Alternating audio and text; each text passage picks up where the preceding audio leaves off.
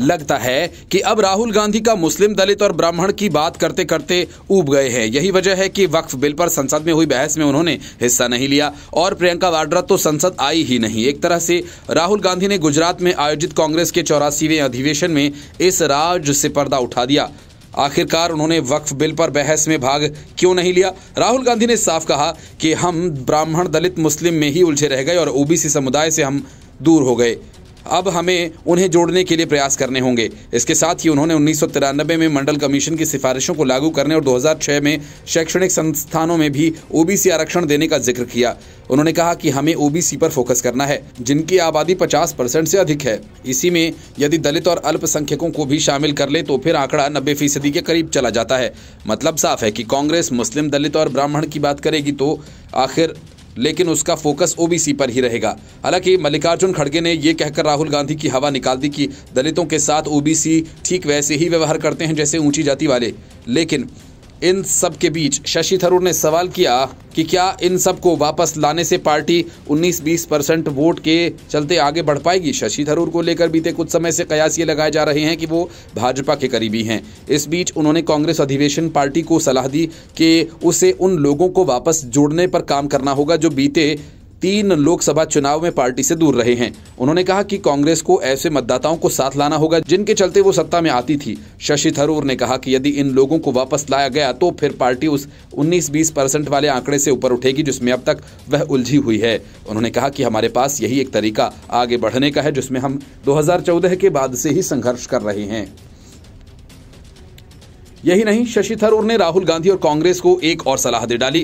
कांग्रेस सांसद ने कहा कि पार्टी को जनता के सामने पॉजिटिव विजन रखना होगा। उन्होंने कहा कि हमें जनता को बताना होगा कि हमारे पास क्या रोड मैप है। हम नेगेटिव कैंपेन ही कर रहे हैं और भाजपा को गलत बता रहे हैं, लेकिन हमें यदि वोटर्स को लुभाना है तो ये भी बताना होगा यदि हम सत्ता में आए तो हम क्या करेंगे। उन्होंने कहा कि हमें सामुदायिक हितों में ही नहीं उलझना है। हमारी कोशिश होनी चाहिए कि भविष्य की बात करें। ऐसा लगता है कि हम इतिहास के दौर की ही पार्टी बन गए हैं और पुरानी बातों को ही दोहराते रहे हैं। बता दें कि शशि थरूर कई मौकों पर पीएम नरेंद्र मोदी की तारीफ कर चुके हैं और इसके अलावा पीएम मोदी के कई मंत्रियों के साथ तस्वीरें भी साझा करते रहे हैं। शशि थरूर ने एक तरह से सीधे राहुल गांधी पर ही हमला बोल दिया, जो लगातार नेगेटिव कैंपेन चलाकर वोट पाने की कोशिश कर रहे हैं। शशि थरूर की बातों से साफ है कि राहुल गांधी के सियासत करने का अपना पुराना तरीका उन्हें छोड़ना होगा, पॉजिटिव तरीके से बातों को रखना होगा। सवाल यह है कि क्या राहुल गांधी ऐसा कर पाएंगे? क्या वे मोदी, अंबानी, अडानी की कहानी सुनाना बंद करेंगे? अरविंद केजरीवाल, आतिशी मरलेना और सौरभ भारद्वाज दिल्ली में अफवाह फैलाने में व्यस्त हैं, लेकिन दिल्ली की बीजेपी सरकार एक तरफ अपना काम कर रही है और दूसरी तरफ आम आदमी पार्टी की जड़ें भी खोद रही है। जब केजरीवाल सत्ता में थे तब अपने आदमियों को बड़े बड़े पदों पर भर्ती किया था, लेकिन सत्ता जाते ही उन सब पर रेखा गुप्ता की गाज गिर गई। दिल्ली सरकार ने आम आदमी पार्टी के 177 लोगों को एक झटके में पैदल कर दिया। सबकी नौकरी तत्काल प्रभाव से खत्म हो गई। माना जा रहा है कि इस झटके के बाद आम आदमी पार्टी एक बार फिर अफवाहों का सिलसिला तेज करेगी। पिछले साल आम आदमी पार्टी की सरकार ने विधायक पवन राणा को दिल्ली जल बोर्ड का चेयरमैन नियुक्त किया था। विधायक विनय मिश्रा को वाइस चेयरमैन, नेता जितेंद्र तोमर की पत्नी प्रीति तोमर को सदस्य मनोनीत किया गया था और इसी तरह दिल्ली हज कमेटी में पूर्व विधायक अब्दुल रहमान और हाजी यूनुस सदस्य मनोनीत थे। विधायक जरनैल सिंह को पंजाबी अकादमी का वाइस चेयरमैन पिछली सरकार में नियुक्त किया गया था। एग्रीकल्चर मार्केटिंग बोर्ड का अध्यक्ष गोपाल राय को और सदस्य आदिल अहमद खान, पूर्व विधायक अजेश यादव को नियुक्त किया गया था, लेकिन अब इन सब को निकाल बाहर कर दिया गया है। इसके अलावा पंजाबी अकादमी, संस्कृत अकादमी, उर्दू अकादमी, हिंदी अकादमी, तीर्थ यात्रा विकास समिति और दिल्ली हज कमेटी जैसे 17 सरकारी निकायों में नियुक्त किए गए नेताओं को भी हटाया गया। इन पदों पर अधिकतर आम आदमी पार्टी के विधायक, पदाधिकारी और उनके करीबी थे। इस फैसले की पृष्ठभूमि फरवरी 2025 में तैयार होनी शुरू हो गई थी, जब दिल्ली के मुख्य सचिव धर्मेंद्र ने सभी विभागीय प्रमुखों को निर्देश दिया था कि वे पिछली सरकार द्वारा की गई सभी गैर सरकारी नियुक्तियों की सूची तैयार करें और इसका मकसद इन नियुक्तियों की वैधता की जांच करना था। इसी प्रक्रिया के तहत ये सब बड़ा फैसला सामने आया है। सरकार का कहना है कि ये सभी नियुक्तियां राजनीतिक लाभ के लिए की गई थी, न कि योग्यता के आधार पर। एक वरिष्ठ सरकारी अधिकारी के मुताबिक इन नियुक्तियों का कोई औपचारिक मूल्यांकन नहीं किया गया था। ये पद केवल पार्टी कार्यकर्ताओं को फायदा पहुंचाने के लिए बनाए गए थे। नई सरकार ने ये भी स्पष्ट कर दिया कि पिछले कैबिनेट के इस्तीफे के बाद सभी को टर्मिनस नियुक्तियां स्वतः समाप्त हो जाती हैं। एक आधिकारिक आदेश में कहा गया कि नई सरकार के गठन के साथ ही पूर्व की सभी नियुक्तियां खत्म मानी जाएंगी और नई सरकार अपने विवेकानुसार नई नियुक्तियां करेगी। मामला सीधा है कि जब सरकार बदलती है तो सिस्टम बदलता ही है। आम आदमी पार्टी ने दिल्ली में 11 वर्षों तक शासन किया। पार्टी के संयोजक अरविंद केजरीवाल भ्रष्टाचार के खिलाफ आंदोलन का चेहरा बने और लोगों का विश्वास जीतकर दिल्ली के मुख्यमंत्री बन गए। हालांकि उनकी सरकार पर भ्रष्टाचार का आरोप लगा और सत्येंद्र जैन, मनीष सिसोदिया, संजय सिंह और आखिर में खुद अरविंद केजरीवाल जेल गए। इस कारण पार्टी की छवि जनता के बीच खराब हुई और 2025 के चुनाव में आप दिल्ली की सत्ता से बाहर हो गई। Bureau report, news of India. ज्यादा दिन नहीं बीते जब राहुल गांधी ने कहा था कि हमारी लड़ाई इंडियन स्टेट से है। इस मामले को लेकर राहुल गांधी के खिलाफ कई मुकदमे दर्ज किए गए। कांग्रेस की फजीहत हुई सो अलग, लेकिन अब लगता है कि राहुल गांधी ने इंडिया स्टेट से लड़ने से पहले वेस्ट इंडिया यानी गुजरात, महाराष्ट्र और गोवा से जंग लड़ने की तैयारी कर ली है। यूथ कांग्रेस के पूर्व अध्यक्ष बीवी श्रीनिवास ने जो कहा कि उनका कुल मतलब यही है। गुजरात में हो रहे कांग्रेस के अधिवेशन के दौरान बीवी श्रीनिवास ने गुजरात को लेकर जैसी टिप्पणी की उससे राजनीतिक बवाल मच सकता है। उसने कांग्रेस के 84वें अधिवेशन में कहा कि जैसे महात्मा गांधी जी ने ईस्ट इंडिया कंपनी के खिलाफ लड़ाई लड़ी, हमारे नेता राहुल गांधी वेस्ट इंडिया के खिलाफ लड़ाई लड़ रहे हैं। उन्होंने कहा कि ये सरकार समाज के सभी वर्गों के खिलाफ है। इस सरकार ने दलितों, पिछड़ों और आदिवासियों की उपेक्षा की है। यह लड़ाई वेस्ट इंडिया से है, मतलब कि वेस्ट इंडिया में न दलित है, न पिछड़े और न ही आदिवासी। यही नहीं, बिना किसी का नाम लिए बीवी श्रीनिवास ने कहा कि हमारी लड़ाई वेस्ट इंडिया से है क्योंकि यहीं के 2 लोग देश को बेच रहे हैं और यहीं के 2 लोग देश को खरीदने का काम कर रहे हैं। उन्होंने कहा कि राहुल गांधी ने संविधान को बचाने की लड़ाई लड़ी। ये सरकार संसद से सड़क तक म्यूट वाली है। संसद में लोगों को चुनकर भेजा गया है कि उनकी आवाज उठाएं, लेकिन उनका माइक बंद कर दिया जाता है। कांग्रेस अधिवेशन के सेशन को संबोधित करने वालों में राहुल गांधी, रणदीप सुरजेवाला, इमरान प्रतापगढ़ी, उदित राज, कन्हैया कुमार जैसे नेता शामिल रहे। इस मौके पर राहुल गांधी ने फिर से दोहराया कि कांग्रेस सत्ता में आएगी तो आरक्षण की 50% की लिमिट को तोड़ दिया जाएगा। मतलब ये कि राहुल गांधी सबसे पहले संविधान को बदलेंगे क्योंकि संविधान ने आरक्षण की सीमा तय कर रखी है। राहुल गांधी ने कहा कि हम आरक्षण की 50% की सीमा को तोड़ देंगे। इसके अलावा जाति जनगणना करेंगे, संसाधनों का जनसंख्या के अनुपात में बंटवारा किया जाएगा। उन्होंने कहा कि आज आंकड़ा निकालें तो पता चलता है कि डिलीवरी बॉय जैसे काम करने वाले लोगों में 90% लोग दलित, ओबीसी और आदिवासी वर्ग के हैं। आखिर ऐसा क्यों हो रहा है? उन्होंने कहा कि हमने तेलंगाना में जाति जनगणना कराई है और उसके आंकड़े तस्वीर साफ करते हैं। राहुल गांधी ने इस दौरान ये भी कहा कि अंबानी और अडानी के मैनेजमेंट में आखिर दलित, ओबीसी और आदिवासी वर्ग के लोग क्यों नहीं है? मतलब साफ है, कांग्रेस के अधिवेशन से ऐसा कुछ निकलकर सामने आने वाला है जिससे वो ये संदेश भेजेंगे कि कांग्रेस अब गंभीर सियासत करना चाहती है। अब तक जो तस्वीर उभर कर सामने आई है, कांग्रेस पहले ही की तरह अंबानी और अडानी, मोदी, शाह के खिलाफ नकारात्मक राजनीति करती रहेगी। इसी अधिवेशन में शशि थरूर ने कांग्रेस और खासतौर से राहुल गांधी से सकारात्मक राजनीति करने का सुझाव दिया था। राहुल गांधी पारसी पिता और ईसाई मां की संतान हैं। इस हिसाब से राहुल गांधी पारसी धर्म के माने जाएंगे, लेकिन सियासत में कुछ भी हो सकता है। ये वजह है कि राहुल गांधी अपना धर्म अब हिंदू बता रहे हैं, वह भी तब जब हिंदू धर्म कई बार उनके निशाने पर आ चुका है और कई मौकों पर राहुल गांधी खुलकर हिंदुओं के खिलाफ मोर्चा भी खोल चुके हैं। अब एक बार फिर ये विवाद गहराता दिख रहा है। राहुल गांधी ने अपना धर्म बताया हिंदू। बीजेपी पर हमला करते हुए राहुल गांधी ने कहा कि हम भी अपने आप को हिंदू कहलाते हैं, मगर जो बीजेपी के नेता करते हैं वह हमारा धर्म नहीं। हमारा धर्म आप सबको सम्मान देता है। इससे पहले भी वे हिंदू धर्म को लेकर कई बार बात कर चुके हैं, जिसे बीजेपी बड़ा मुद्दा बनाती रही है। कांग्रेस के एआईसीसी अधिवेशन को संबोधित करते हुए राहुल गांधी ने अपने वक्फ बिल पर बात की। उन्होंने कहा कि वक्फ बिल पास हुआ, ये फ्रीडम ऑफ रिलीजन पर आक्रमण है, संविधान पर आक्रमण है। वे लोग ऑर्गेनाइजर में क्रिश्चियन की जमीन के लिए लिखते हैं, बाद में सिख के लिए भी आएंगे। आप टीकाराम जूली को देख लीजिए, राजस्थान में विपक्ष के नेता हैं, मंदिर गए, उसके बाद बीजेपी के नेताओं ने मंदिर को धुलवाया, साफ करवाया। वो अपने आप को हिंदू कहते हैं, एक दलित को मंदिर जाने का अधिकार नहीं देते, जब जाता है तो धुलवा दिया। ये हमारा धर्म नहीं। हम भी अपने आप को हिंदू कहलाते हैं, मगर ये हमारा धर्म नहीं। हमारा धर्म सबको सम्मान देता है। ये पहली बार नहीं है जब राहुल गांधी ने अपने धर्म को लेकर बोला हो। 2014 के लोकसभा चुनावों के दौरान जब बीजेपी ने उन पर हिंदू विरोधी होने का आरोप लगाया तो कांग्रेस ने उन्हें जनेऊधारी हिंदू के रूप में पेश किया था। इस दौरान राहुल गांधी ने कई मंदिरों का दौरा किया था। जब वे गुजरात के सोमनाथ मंदिर गए तो उनकी धार्मिक पहचान को लेकर बहस छिड़ गई थी। अगस्त-सितंबर 2018 में राहुल गांधी कैलाश मानसरोवर की यात्रा पर गए थे। इसके बाद उन्होंने एक्स पर लिखा कि ये यात्रा मेरे लिए आध्यात्मिक अनुभव देने वाली थी। राजनीति के जानकारों का मानना था कि ऐसा उन्होंने बीजेपी के कांग्रेस हिंदू विरोधी है नैरेटिव का जवाब देने के लिए किया था। फिर मौका 2021 में आया, जब जयपुर में एक रैली के दौरान राहुल गांधी ने कहा, मैं हिंदू हूं लेकिन हिंदुत्ववादी नहीं।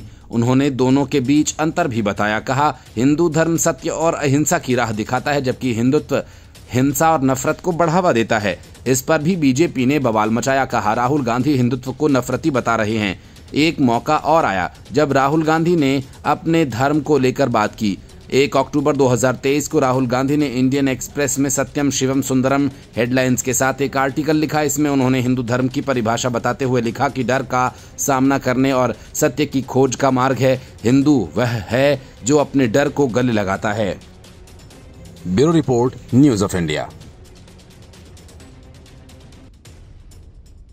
लोकसभा में टीएमसी के मुख्य सचेतक कल्याण बनर्जी जब तक लोकसभा में ज्योतिरादित्य सिंधिया को लेडी किलर कहते रहे और बाद में माफी मांगते रहे, उन्हें किसी ने कुछ नहीं कहा। जब वक्फ बिल के लिए बनर्जी जेपीसी की बैठक में कल्याण बनर्जी ने बोतल तोड़कर अध्यक्ष जगदंबिका पाल की तरफ फेंकी, तब भी ममता बनर्जी और पूरी टीएमसी चुपचाप तमाशा देखती रही। जब सदन में गृह मंत्री अमित शाह पर अभद्र टिप्पणी की, तब भी नजारा वैसा ही था। लेकिन जैसे ही कल्याण बनर्जी ने ममता बनर्जी की चहेती और संसद में पैसे लेकर सवाल पूछने के कारण अपनी सदस्यता गंवा चुकी महुआ मोइत्रा के खिलाफ कल्याण बनर्जी ने मोर्चा खोला, वैसे ही पूरी टीएमसी उनके खिलाफ हो गई और मुख्य सचेतक के बयान पर कल्याण को हटाने की मांग कर दी। टीएमसी सांसद सौगत रॉय ने कहा कि पिछले सप्ताह चुनाव आयोग से मुलाकात करने से पहले लोकसभा सांसद महुआ मोइत्रा को कल्याण बनर्जी से बहस के बाद रोते हुए देखा गया। उन्होंने मांग की है कि बनर्जी का व्यवहार देखते हुए उन्हें लोकसभा में पार्टी के मुख्य सचेतक के पद से हटा दिया जाना चाहिए। सौगत रॉय की टिप्पणी से ऐसे समय में टिप्पणी आना जब कुछ ऐसे वीडियोस और व्हाट्सएप चैट्स सामने आए जिनमें कीर्ति आजाद समेत तृणमूल सांसदों के बीच तीखी नोकझोंक नजर आ रही है। कीर्ति आजाद कल्याण बनर्जी को संयम बरतने की सलाह देते हुए दिख रहे हैं। रॉय ने कई मौकों पर कल्याण बनर्जी पर असभ्य जैसा बर्ताव करने का आरोप लगाया और कहा कि वक्फ विधेयक पर संयुक्त संसदीय समिति की बैठक के दौरान उन्होंने एक बोतल तोड़ दी थी और उसे समिति के अध्यक्ष पर फेंक दिया था। भाजपा नेता अमित मालवीय ने कुछ वीडियोस साझा किए हैं जिनमें देखा जा सकता है कथित तौर पर बनर्जी निर्वाचन आयोग के कार्यालय में प्रवेश करते समय अपने ही साथी सांसद पर चिल्ला रहे हैं, जबकि पार्टी नेता उन्हें शांत करने का प्रयास कर रहे हैं। रॉय ने कहा कि विवाद तो हुआ था, लेकिन वह वहां मौजूद नहीं थे। सूत्रों का कहना है कि यह विवाद 4 अप्रैल को तब हुआ था जब तृणमूल नेताओं के एक प्रतिनिधिमंडल ने डुप्लीकेट वोटर आईडी नंबर्स को लेकर निर्वाचन आयोग की बेंच से मुलाकात की थी और उसके बाद संसद तक मार्च भी निकाला। उन्होंने कहा कि बनर्जी को एक ज्ञापन पर तृणमूल सांसदों के हस्ताक्षर लेने का काम दिया गया था और ये ज्ञापन पार्टी के निर्वाचन आयोग को सौंपना था। महुआ मोइत्रा ने आरोप लगाया था कि उनके हस्ताक्षर नहीं लिए गए। मोइत्रा ने निर्वाचन आयोग कार्यालय के बाहर बनर्जी की आलोचना की थी, जिसके बाद दोनों के बीच बहस होने लगी। बनर्जी ने दावा किया कि मोइत्रा ने निर्वाचन आयोग कार्यालय में सुरक्षा कर्मचारियों से उन्हें गिरफ्तार करने के लिए कहा था। इस मुद्दे पर प्रतिक्रिया देते हुए रॉय ने कहा कि जब कल्याण बनर्जी और महुआ मोइत्रा के बीच ये विवाद हुआ था तब मैं वहां नहीं था, मैं विजय चौक पर था और ये विवाद निर्वाचन आयोग कार्यालय के सामने हुआ। मैंने महुआ को रोते हुए और कल्याण के व्यवहार के बारे में अन्य पार्टियों के सांसदों से शिकायत करते हुए देखा। जो कुछ भी हुआ वह दुर्भाग्यपूर्ण है। टीएमसी सांसद ने कहा कि पार्टी के आंतरिक मामले लीक हो रहे हैं। हालांकि उन्होंने स्पष्ट किया कि महुआ मोइत्रा ने उन्हें सीधे तौर पर कुछ नहीं बताया। उन्होंने कहा कि संसद के निम्न सदन में पार्टी के मुख्य सचेतक बनर्जी अपने असंयमित और असभ्य बर्ताव के लिए जाने जाते हैं। रॉय ने कहा कि मुझे लगता है कि कल्याण बनर्जी ने जो कुछ भी कहा उसका जवाब देना मेरी गरिमा के खिलाफ है। उनका असभ्य व्यवहार कई बार हमारे ध्यान में आया है। कल्याण बनर्जी को लोकसभा में पार्टी के मुख्य सचेतक के पद से हटा दिया जाना चाहिए, लेकिन मैं इसे ममता बनर्जी के निर्णय पर छोड़ता हूं।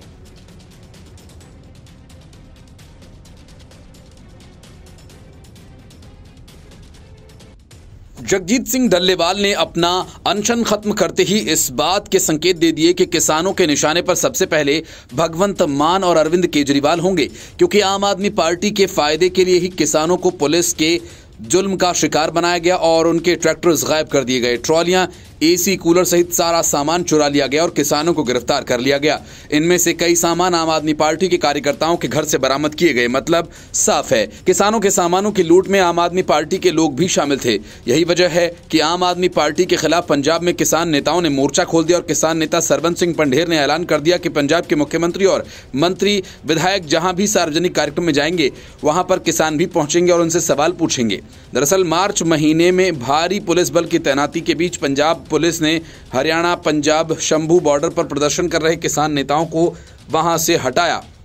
किसानों के बनाए गए अस्थायी बसेरों को हटाने के लिए बुलडोजर्स का भी इस्तेमाल किया गया था और इसी के बाद अब सरबंस सिंह पंढेर ने ऐलान किया कि वो पंजाब जाकर सरकार से पूछेंगे कि शंभू और खनौरी बॉर्डर पर हमारा धरना क्यों खत्म किया गया और क्यों हमें गिरफ्तार किया गया। पंढेर ने कहा कि अमृतसर में मुख्यमंत्री भगवंत मान और आम आदमी पार्टी के राष्ट्रीय संयोजक अरविंद केजरीवाल के कार्यक्रम में भी किसान पहुंचेंगे, उनसे सवाल पूछेंगे। पंढेर ने कहा कि अगर मुख्यमंत्री लोकतंत्र का सम्मान करते हैं तो वो हमारे सवालों का जवाब देने से नहीं कतराएंगे। किसान नेताओं और केंद्र सरकार के बीच 19 मार्च को 7वें दौर की भी बातचीत हुई थी। सरकार के प्रतिनिधिमंडल में केंद्रीय मंत्री शिवराज सिंह चौहान भी मौजूद थे। मंत्रियों से बातचीत करने के बाद किसान नेता वापस लौट रहे थे। उसी समय पंजाब पुलिस ने किसान नेताओं को हिरासत में ले लिया। इनमें सरबंस सिंह पंढेर, अभिमन्यु कोहाड़, जगजीत सिंह डल्लेवाल, सुखविंदर कौर समेत कई किसान नेता शामिल थे। जहां एक तरफ किसान नेताओं को हिरासत में लिया गया था तो वहीं दूसरी तरफ शंभू और खनौरी बॉर्डर के आसपास के इलाकों में इंटरनेट सेवा बंद कर दी गई थी और शंभू और खनौरी बॉर्डर पर भारी पुलिस बल की तैनाती की गई थी। पंजाब पुलिस ने पंजाब हरियाणा शंभू बॉर्डर पर किसानों के बनाए गए अस्थायी बसेरों को हटा दिया था।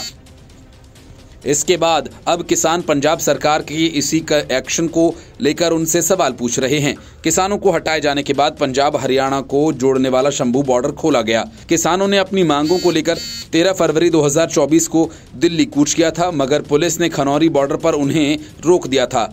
तब से ही हजारों किसान यहां बॉर्डर पर प्रदर्शन कर रहे थे। उन्होंने अस्थायी बसेरे बना रखे थे जिनके अंदर रोजमर्रा की जरूरतों की चीजें थी, लेकिन पुलिस के ऑपरेशन में इन सभी बसेरों को तोड़ दिया गया।